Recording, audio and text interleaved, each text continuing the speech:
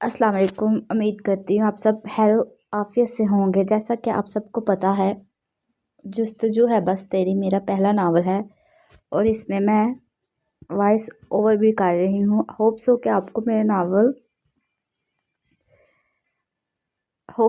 आप मेरे नावल को प्यार दोगे और मेरे चैनल को सब्सक्राइब करोगे। अगर आपको एपिसोड अच्छे लगे, लाइक और रिव्यू लाजमी दीजिएगा। शुक्रिया। अब हम अपने नावल की तरफ पढ़ते हैं। जुस्तजू है बस तेरी, अज कलम सनियाशत की 15। हाल में सारे इंतज़ाम कर दिए गए थे, तकिए लगा दिए गए थे। चूँकि महफिल रात टाइम थी तो इस वजह से अभी इक्का दुक्का लोग ही आए हुए थे और रंगेली बाई बड़े से आतिशदान के पास तकिया लगाए बैठी हुई थी। साथ साथ हुक्के की कश भी भरी जा रही थी। ए चंबेली, जा देख जाकर अक्कू उसका साथी कहाँ है। जी रंगीली बाई, यहाँ से मुझसे गलती हो गई है। तो उसने जवाब दिया है कि मैं जाकर देखती हूँ, क्योंकि महफिल शुरू होने वाली है और महफिल के खास मेहमान भी आने वाले हैं। अंधेरी रात, जहाँ लोग मीठी नींद सोए हुए हैं, वहाँ कुछ लोग इस अंधेरी रात का फ़ायदा उठा रहे हैं और कुछ लोग इस अंधेरी रात का मज़ा ले रहे हैं।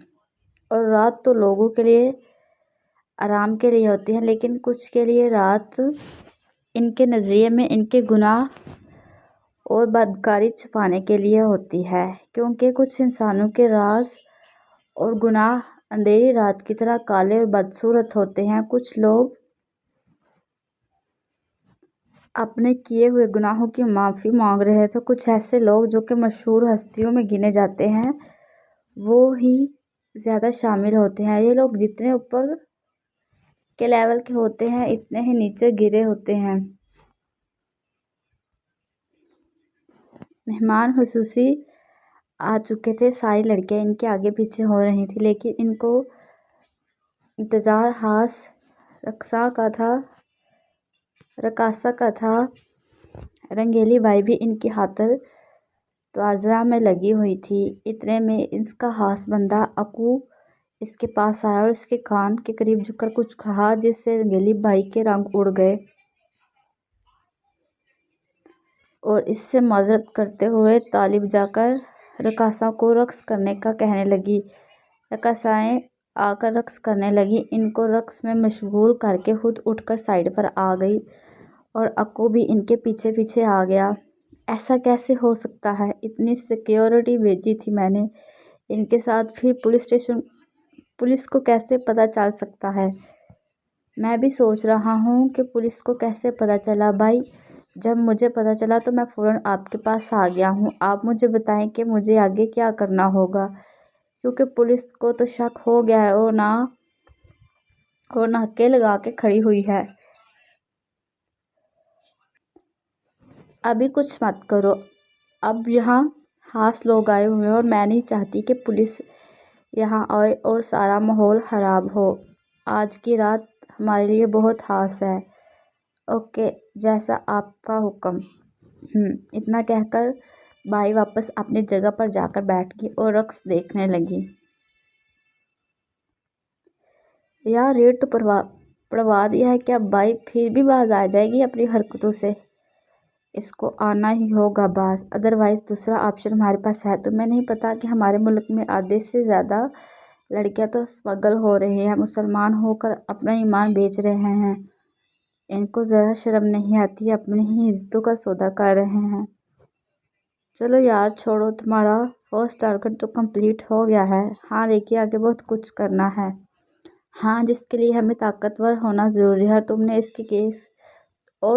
इस केस के पीछे खुद तो भूखे मर रहे हो, साथ मुझे भी भूखा मारा है। कसम से तुम्हें तो अल्लाह पूछेगा। शुरू होगी तुम्हारी दहाइयाँ, खुदा खैर करे। चलो पहले तुम बुखड़ को खाना ठसवाऊं, फिर मैं खुद काम करता हूँ। चलो, अब मेरी शक्ल क्यों देख रहे हो यार? थोड़ी तमीज़ से बात कर लिया कर। माना मैं तेरा दोस्त, इसका मतलब ये नहीं कि तू मेरी बेइज्जती करता रहे हर वक्त। अब चलना है कि या ज़ुबान पे ही गुजारा करना है? चल तो रहा हूँ। और वो दोनों रेस्टोरेंट पहुँचे, खाना वगैरह खाया और वापसी पे अपने घरों की राह ली।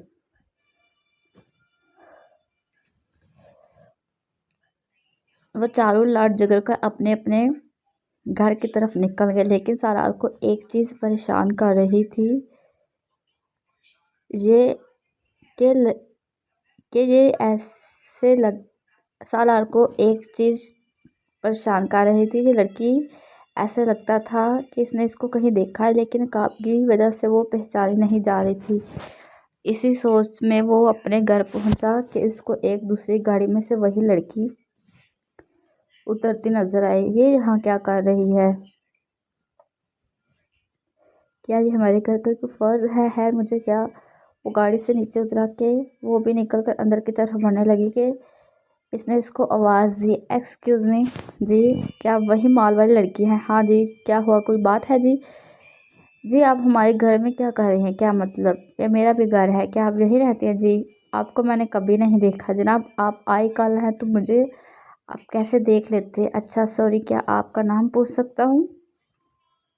جی میرا نام حورب ہے۔ اچھا وہ رات کو آپ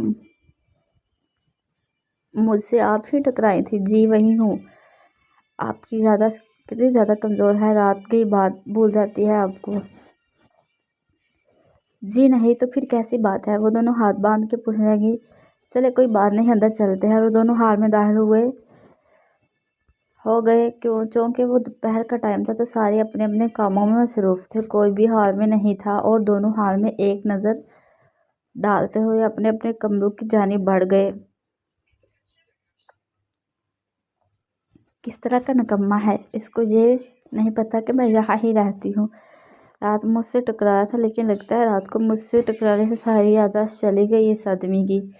چلو مجھے کیا، ویسے ہی شکل سے تو نہیں لگتا کہ وہ معصوم ہے، اتنا کہہ کے وہ فریش ہونے چلے گئی۔ کیا یہی لڑکی رات کو مجھ سے ٹکرائی تھی؟ کیا یہ عبید چاچو کی بیٹی ہے؟ نہیں، عبید چاچو کی بیٹی کا تو مجھے پتا ہے، کیا پھر یہ عبید چاچو کی؟ ہاں ہو سکتا ہے، انہی کی طرح لگتی ہے۔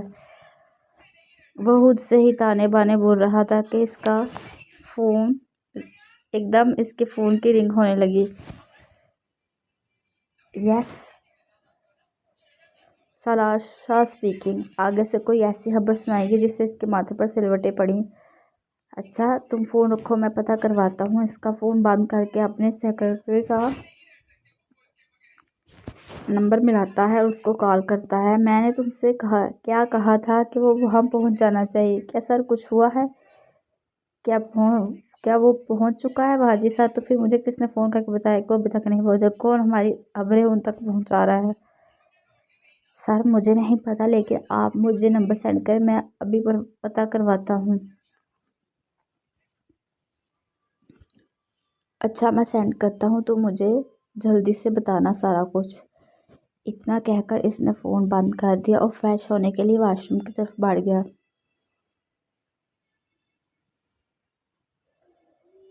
ابھی اس کو لیٹے ہوئے کچھ ہی دیر ہوئی تھی کہ دروازے پر دستک ہونے لگی۔ یار کیا مصیبت ہے یہاں، کوئی 2 منٹ کے لیے سکون سے لیٹ بھی نہیں سکتا۔ دروازہ کھولا تو سامنے علی تھا۔ بھائی آپ کو سب نیچے بلا رہے ہیں۔ اچھا تم چلو میں آتا ہوں۔ شام کے ٹائم سارے اکٹھے ہو کر چائے پیتے تھے، تو آج بھی سارے اکٹھے بیٹھے ہوئے چائے پی رہے تھے، جس کی وجہ سے دادا جی نے سالار کو بھی بولنے کا کہا اور دادا جان نے علی کو بلانے بھیجا تھا۔ تھوڑی دیر بعد سب کو وہ سیڑھیوں سے آتا ہوا دکھائی دیا۔ یار کس قسم کے لوگ ہیں، اس طرح کیوں گھور رہے ہیں مجھے؟ اگر انہوں نے اسی طرح کیا تو میرا یہاں گزارا مشکل ہو جائے گا، سالار نے اپنے دل میں کہا، اور سب کو سلام کر کے مسکراہٹ پاس کرتا ہوا دادا دادی جان کے درمیان جا بیٹھا۔ اس کو دیکھ کر سب بہت خوش ہوئے اور اس سے اس کے بارے میں پوچھنے لگے۔ وہ سب کو باری باری جواب دے رہا تھا۔ سارے بچہ پارٹی اور لڑکیاں وغیرہ بھی بیٹھے ہوئے تھے۔ سالار کی جب نظر ان پر پڑی تو ان میں سے حورب کو ڈھونڈنے لگا، لیکن اس کو نہیں ملی۔ بیٹا کس کو ڈھونڈ رہے ہو؟ دادا جان نے کہا۔ کسی کو نہیں، بس دیکھ رہا ہوں کہ سب بہت بڑے ہو چکے ہیں۔ ہاں تم بڑے ہو سکتے تو وہ نہیں ہو سکتے؟ جی یہ تو آپ نے ٹھیک بات کہی۔ دادا جان ہنکارا بھر کے رہ گئے۔ بیٹا آگے کے کیا ارادے ہیں؟ کچھ نہیں، بس اپنا بزنس اور پھیلانا چاہتا ہوں۔ यार बस कर दे, ये ना हो कि तेरे इंतज़ार में हम सब बूढ़े हो जाएं, तू अपना बिजनेस ही फैलाता रहे। तुझे क्या तकलीफ हो रही है मेरे बिजनेस फैलाने से? क्या तुम्हारी मेमोरी का लॉस हो रहा है? अल्हम्दुलिल्लाह मेरी मेमोरी का क्यों लॉस होगा बेटा? तेरी मेमोरी का लॉस हो रहा है क्योंकि तूने शादी नहीं करेगा तो, क्योंकि तू शादी नहीं करेगा और हमारी बारी नहीं आएगी। अगर तू नहीं शादी करना तो हमारा क्या कसूर है? थोड़ा तरस खा ले हमारे मासूम से चेहरे और हमारी जवानी पर।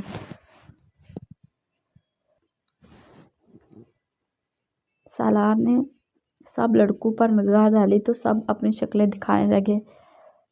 इनकी शक्लों को देखकर उसको हंसी आने लगी, जिसको इसने बहुत मुश्किल से कंट्रोल किया, और इनकी मासूम शक्लें देखने लगा। आप लोग इतने तावले क्यों हो रहे हैं शादी को लेकर? हालांकि मैं तुम सबसे बड़ा हूँ, मुझे सबसे ज़्यादा ज़रूरत होनी चाहिए। हाँ ना, इसीलिए तो हम कह रहे हैं, लेकिन आप ही नहीं मान रहे।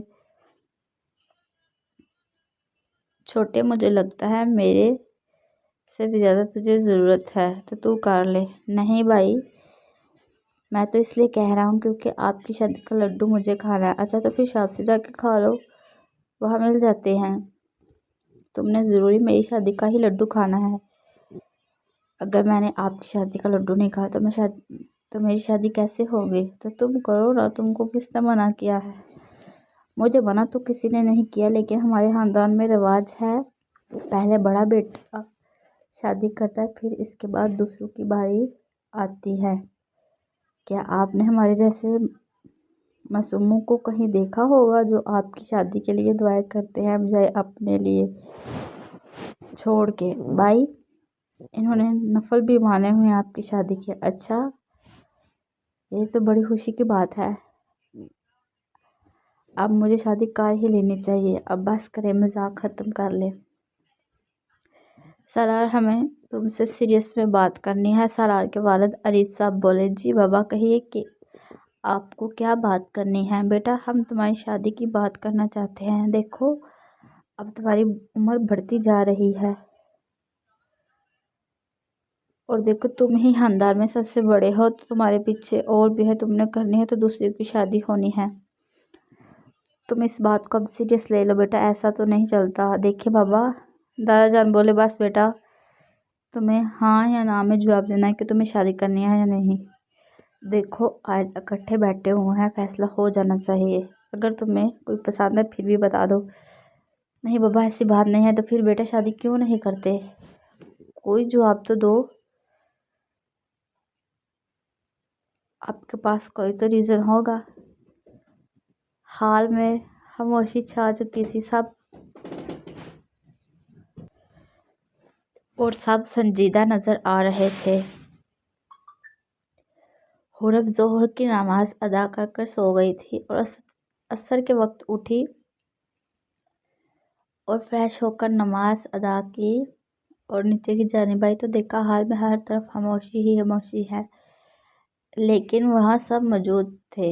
ये कैसे हो सकता है, सब हो और खामोश हो? ऐसा तो नहीं हो सकता, कुछ ना कुछ बात चल रही है इनके दरमियान। और क्या, मुझे यही पता करवाना है। और अपने आप से बातें करते हुए नीचे आ रहे थे, लेकिन मुझे तो बहुत ज़ोर से भूख लगी हुई है।